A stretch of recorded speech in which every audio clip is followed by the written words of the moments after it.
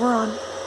Alright, this is my brand new vevor solar panel backup power supply system. This unit will put out up to 3,000 watts. I've got it hooked up right now. I just turned it on today for the first time, so I still need to program the parameters into it. But right now we're running off solar. I have the power shut off in the panel, and so it's putting out 119 volts. And if I look down here on my charger here, it's showing that with the solar panel by itself right now, it's just pumping in 7 amps, and it's a cloudy day out there. And I've got 2 lithium iron batteries, and so these are about as good as you can get in the battery industry right now, and they're both 100 amps. This is my disconnect, and you can see the wires that run up to the roof. Those come down here to my solar panel.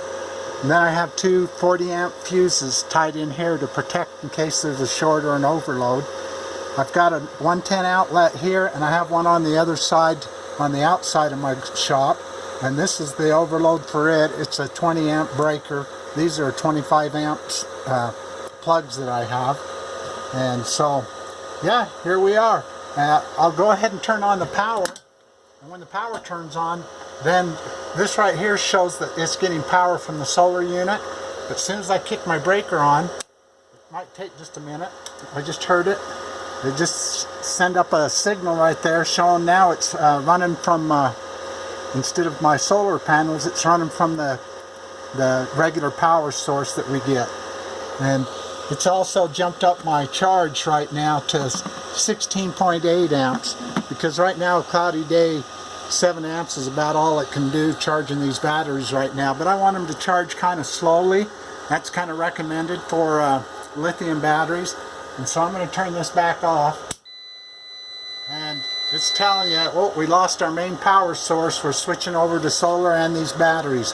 So should I have a fridge or a freezer plugged into here, there'd only be a second of interruption here. You'll see that just barely switched over. So it took a couple of seconds maybe, but now we're back on solar power and not regular household current. So anyway, it's up and running. I need to set my parameters, but... Okay, hold on. Let's ask some questions. Oh. How much did it cost you to do this? The whole thing, if you do it yourself, I'm into this roughly right around $1,400, give or take 50 bucks. That's with the solar panels and everything. The batteries.